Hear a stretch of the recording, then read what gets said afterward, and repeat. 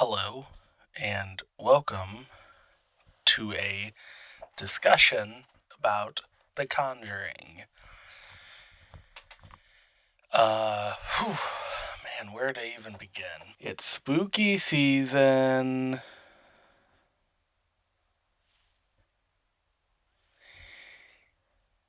Maybe, who knows? Spooky season while I film this. Now, whether or not it remains spooky season is TBD. Now, The Conjuring is my personal favorite scary movie. I absolutely despise scary movies because I got scared easily. One might say that I still get scared very easily, but I've gotten over that. And now I love scary movies. I watch them all the time. I don't. But I could. I think it was the first that I realized that uh, Halloween movies, scary movies, horror movies, whatever you decide to call them, that they don't have to be slashers or super gory. Not that there's anything wrong with that. That doesn't bother me. Um, but I just, you know, horror movies always kind of freaked me out. And then I watched The Conjuring, which also freaked me out. But the saving grace of The Conjuring is that it's just a good movie overall. It doesn't say, like, hey, we're going to rely on freaking you out. Well, that's not true. They definitely do rely on that. But that's not the whole thing. They have a lot of story and characters that really pull you in. I mean, it's probably why they, set up a whole universe based around it. Am I right? Um, so now I'm just kind of going to go through and just discuss aspects of it. I mean, the music right off the bat is spectacular. They're real ominous. I don't know what the instruments are, but it is the actual main theme of The Conjuring is spectacular. Um, and that's pretty much how it starts.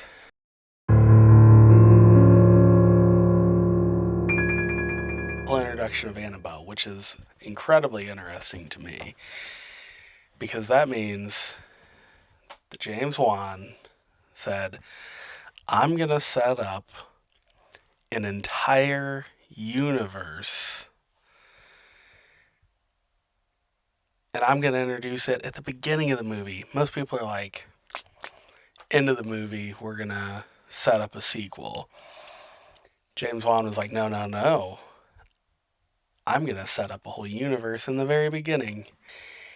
And also introduce like two super iconic characters. Why does it sound so weird when I say Lorraine Warren? But if you say Ed and Lorraine, makes perfect sense. Anyway, uh, they introduce these two incredible characters, uh, played by Vera Farmiga, who played Lorraine, and then Patrick Wilson, the incredibly, I'm going to say it, incredibly sexy Patrick Wilson. I mean, come on. The guy doesn't miss. So I'm going to move on from him because I could talk about him all day. Just, whew, man. So it introduces them, which, they carry through, like, the Conjuring movies, at least. I haven't seen the rest of the Conjuring universe movies. I've only seen the 3 Conjuring movies. Just dolls aren't my thing, so I didn't get too big into the Annabelle series. I know, I believe it's the nun at the end that includes the two of them. And I don't know if they just use the scene from the first Conjuring. I think that they reshot it. So I believe that they are technically in it, not just a reuse of footage for them. But I could be wrong, because, again, haven't seen it. Conjuring also really, really strikes fear for everybody, because, not everybody, I shouldn't say that. For a lot of people, with just one simple phrase that they added in the credits of based on a true story. As soon as you throw that in, it's, you're going to get a lot more people scared, because then everyone's like, how accurate is this? Which, from my memory of, because before believe I've looked this up, it's not insanely accurate. Like, the stuff happened, but like, it's a movie. They gotta make it interesting.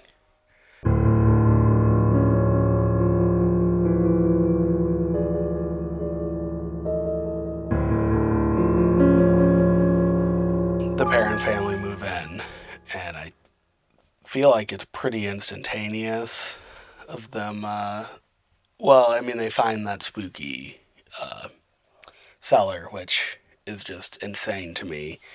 That Ron Livingston is just like, I'm gonna go check it out, because I am not that brave. I would go, nope. Looks like it's being sealed up forever. One thing I do notice about the Perrin family right off the bat, way too many kids. You don't need that many. Nobody needs that many. Yeah, just way too many kids. And then they even get in there and they're like, you want to christen the house? It's like, you've done that enough. That's not true. But, like, you don't need this many kids. Nobody needs this many kids. I think the next, like, supernatural thing is the girl from the kissing booth getting yanked. She keeps getting pulled out of bed, which such like a stereotypical horror movie thing, and it works, let me tell you, because you don't see me hanging my feet off of the bed. That's all I'm gonna say. And I sleep on a notoriously tiny bed. It's real small. If I roll in my sleep, I'm off the bed. That's how tiny my bed is right now.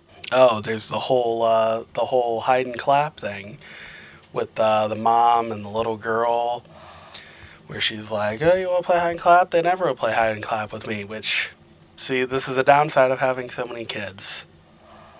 They can. How is one kid? You've got so many kids. How is one getting left out and never? How is one getting left out and never able to play? So anyway, she's like, yeah, I'll play. And, the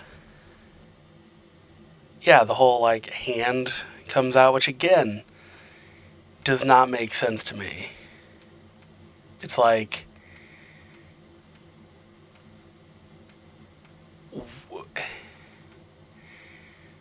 why?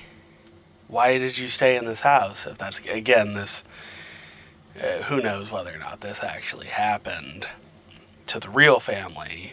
Like, I can't imagine that the real family was like, you know what's a fun game? Hide and clap. Blindfold yourself and walk around a 2-story house. No, nobody does that. Nobody should do that. It's irresponsible. They did do a good job. I see they point out with the whole Warren family they have the whole scene of them like disproving The family thinks that they're haunted, and they're like, no, it's just like the house settling. Like, they do a good job pointing that out, that it's like, no, like, these people aren't just chasing um, essentially, they're not trying to convince everybody that everything's a haunting. They're like, no, this is literally just the house settling. Like, the old houses do it sometimes. This house doesn't all the time. Notoriously all the time. Actually, funny story about that. When I was a kid, the house used to creak all the time. It used to sound like someone would be walking through our hallway when you were down in the basement. So me and my brother were downstairs, and we hear this, and it's like a lot. Like, it's sounds like someone's walking down the hallway, walking around the living room, going into the kitchen, going back. Like, it's just constant. Um, and I'm like 10. My brother's 14, 15. And we're the only ones home when we're downstairs. So my brother, tough as nails, real salt of the earth guy, he said, I'm going to go upstairs and see what's going on, see if anyone's up there. And I thought, man, this is what a big brother's supposed to do. He's supposed to look out for you. He's supposed to, you know, put you know, put you at ease. And he walks upstairs, and then I don't hear anything. I just hear walking everywhere. Again, just the house settling, stuff like that, but nothing from him. And it turned in like 30 minutes, and he hasn't come to the stairs and yelled down to be like, hey, nobody's up here, just the house settling, or hey, we're being kidnapped, somebody's in the house, or hey, I saw a ghost, how freaky is that? He didn't do any of that. So after like 30 minutes, I'm like, I haven't heard anything. I guess I'm going to have to toughen up, and I'm going to have to go upstairs and investigate. So I take the walk up the stairs, the longest walk of my life, it felt like. And I get to the top of the stairs, and I finally start hearing something. I'm like, what? Is that Corey Matthews I hear? From the hit show Boy Meets World. And I look in the living room, and he investigated, and then he didn't come back downstairs to tell me. He just put the TV on and started watching TV as if nothing happened. So I just sat downstairs for 30 minutes thinking that my brother had been murdered while he was watching Corey Matthews and Sean Hunter have the time of their lives. So then there's the whole night that, like, the things get knocked off the wall.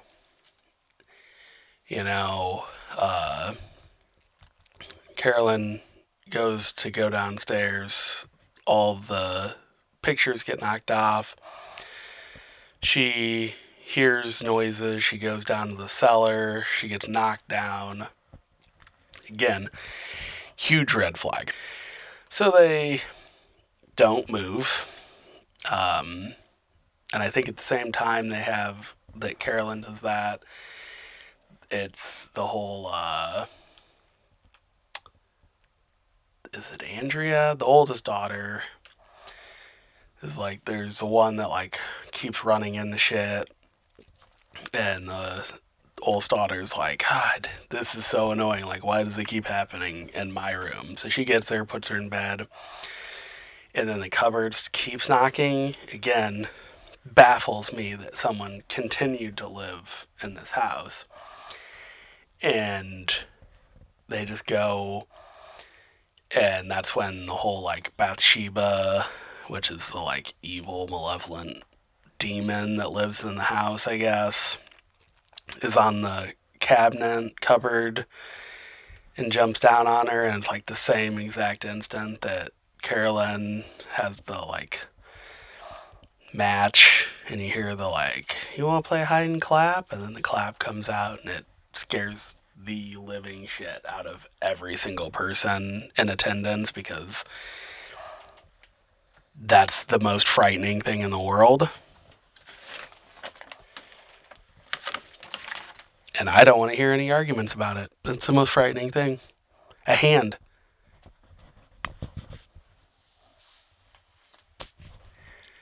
That would be like me sitting. Sorry, I don't. Me sitting here, and just all of a sudden, from right here, a pair of children's hands came out and clapped.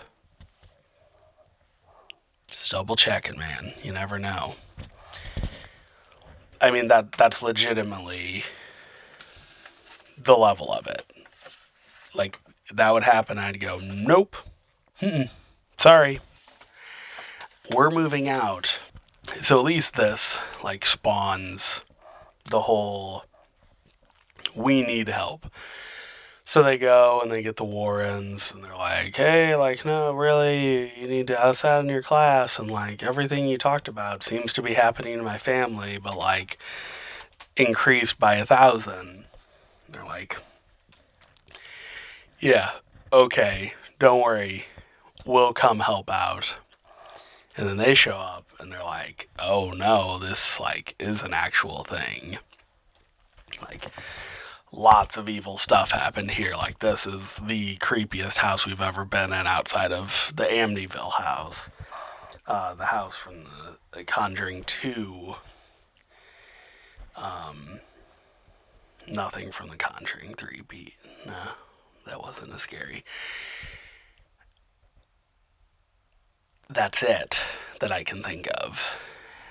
But, like, still pretty scary, right?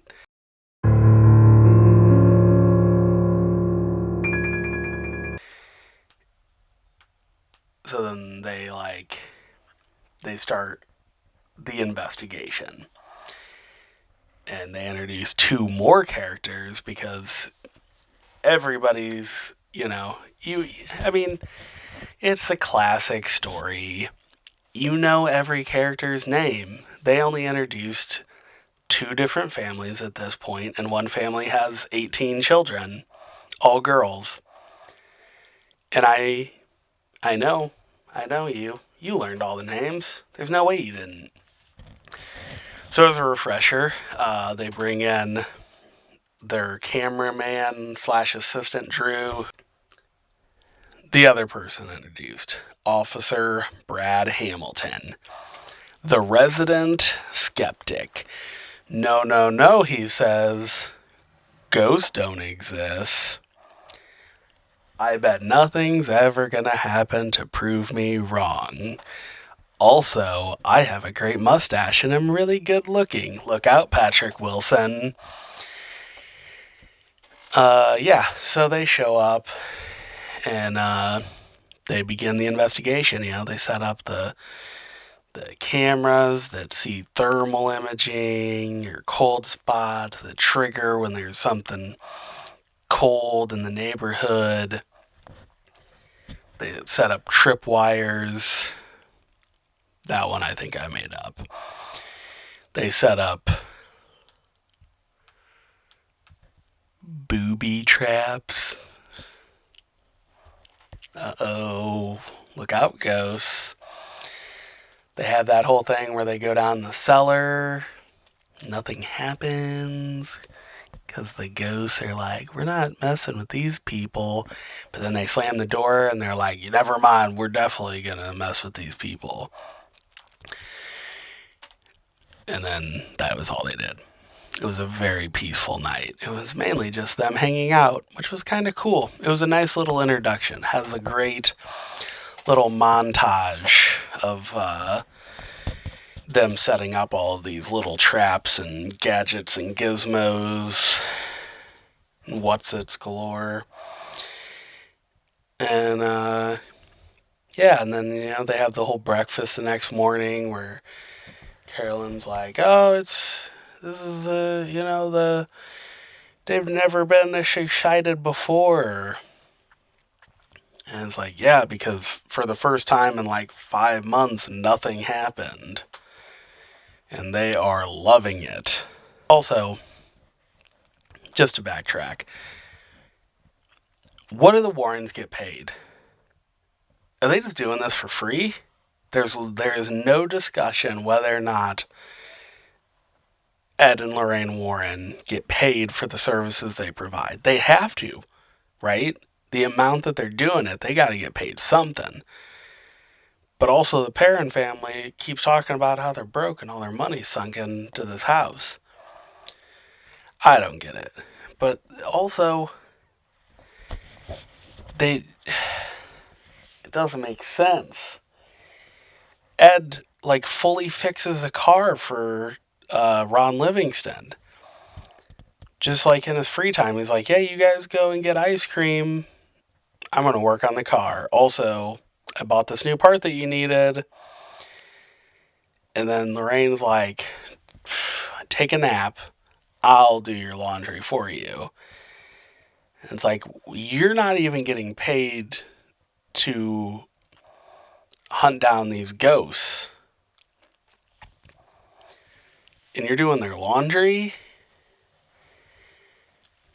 Like, see your self worth, guys. You're worth more than this. Like, start charging. Make some bank off of this. Do you, So, yeah, the second, I think, probably biggest scare of the movie is the sheet catching on nothing, which is also just like impressive CGI. Like, it looks real. And then I'm sure someone's going to say, like, well, it was real. Maybe. I don't know. I didn't do that much research. And then there's the whole, like, disgusting, like, she vomits into the Bathsheba vomits into Caroline's mouth, and you're like, geez, if you're going to spew in this.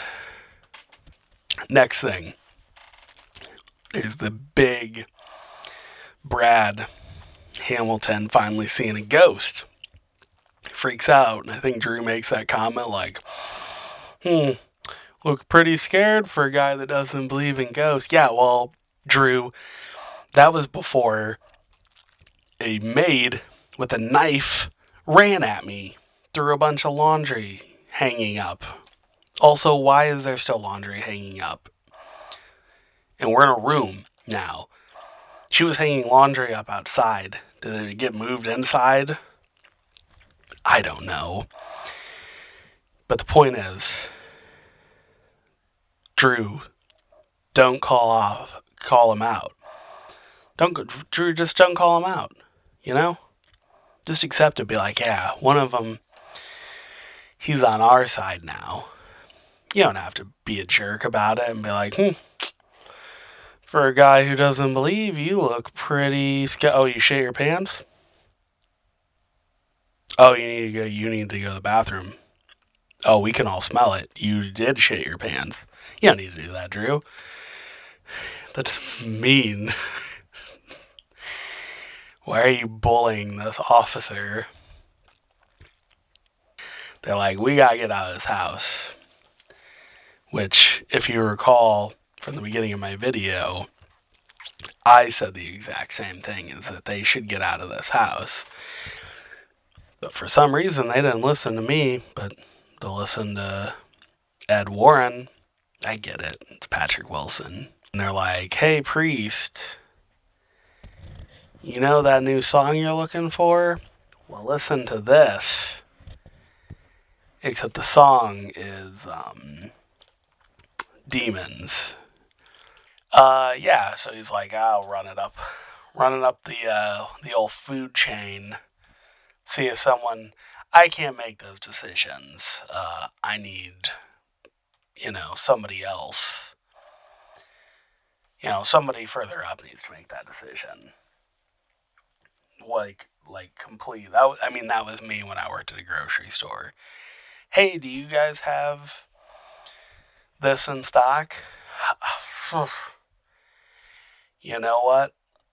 I'm going to have to check the back. And then you walk in the back and you do not look for a single thing because you're never going to find it. Not in their timeline.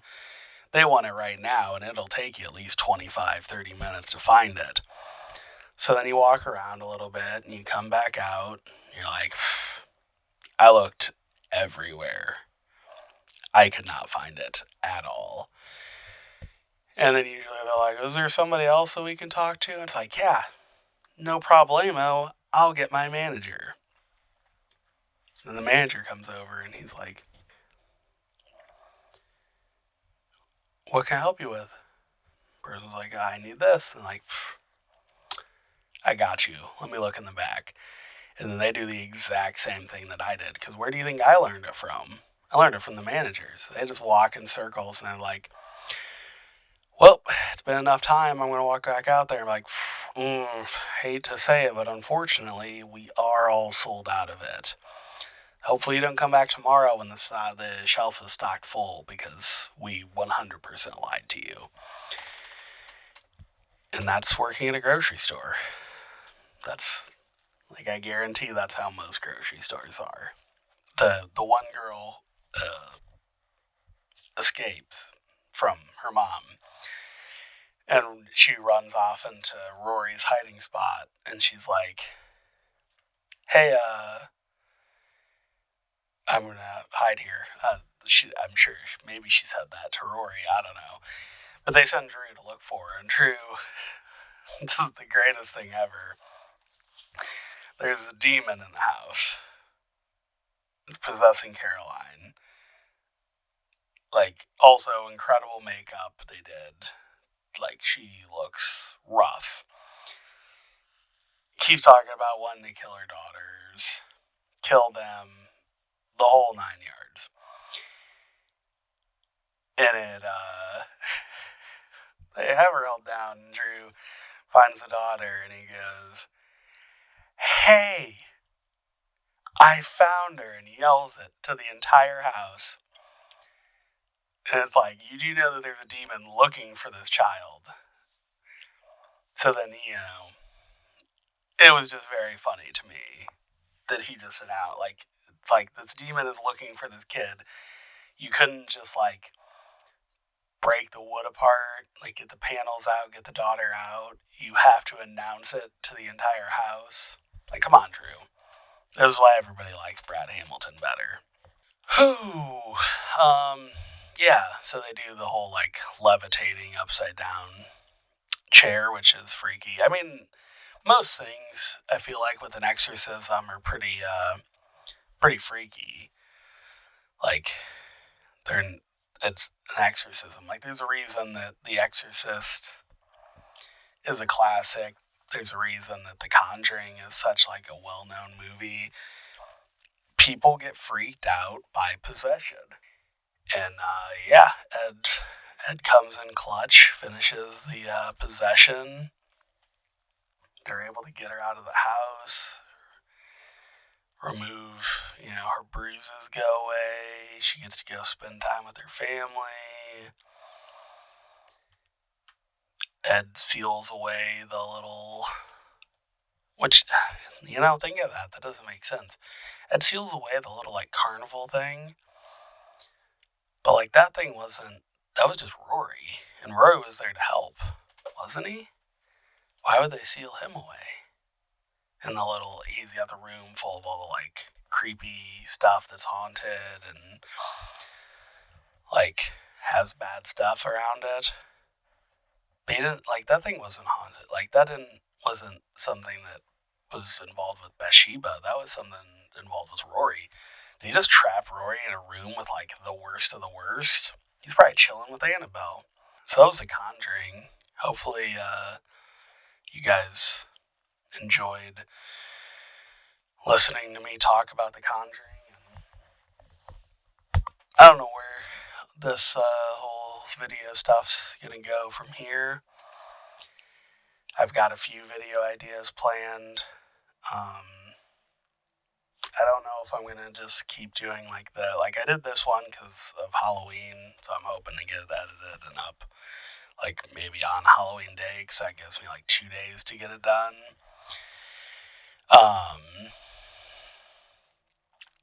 I'm hoping I can get it up by then. And that's also why I did just like a video on The Conjuring, because, like, one, it's my favorite scary movie, but also because of the, spooky season. But I think I'm going to try and do videos. I might do videos randomly that are like on particular movies, especially if it's a movie I haven't seen. Like, if people want to suggest movies and I haven't seen them, or if you want to suggest a movie that I have seen, but you just like to hear me discuss it or talk. I mean, this wasn't even really a discussion. I was just kind of BSing about scenes from the movie.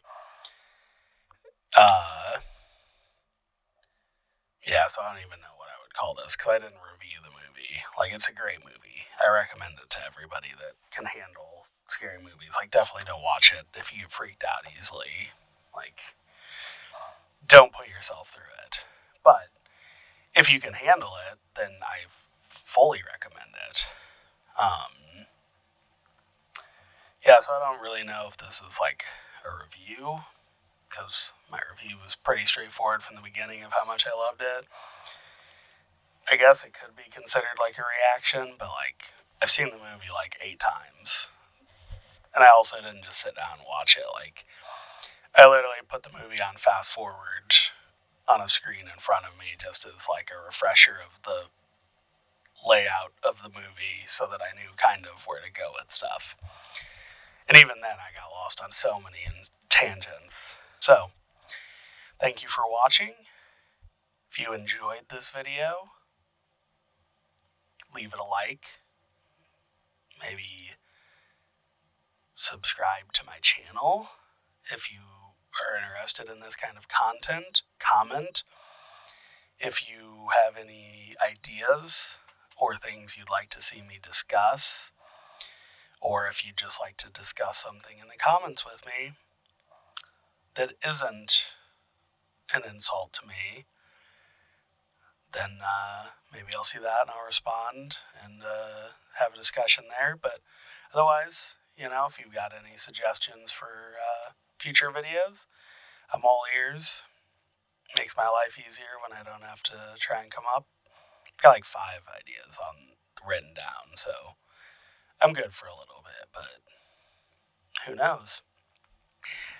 If you would like more from me outside of these YouTube videos, you can follow my Twitter at Joe Silverback23, and you can follow me on my Twitch channel at Silverback2591. So yeah, thank you for watching.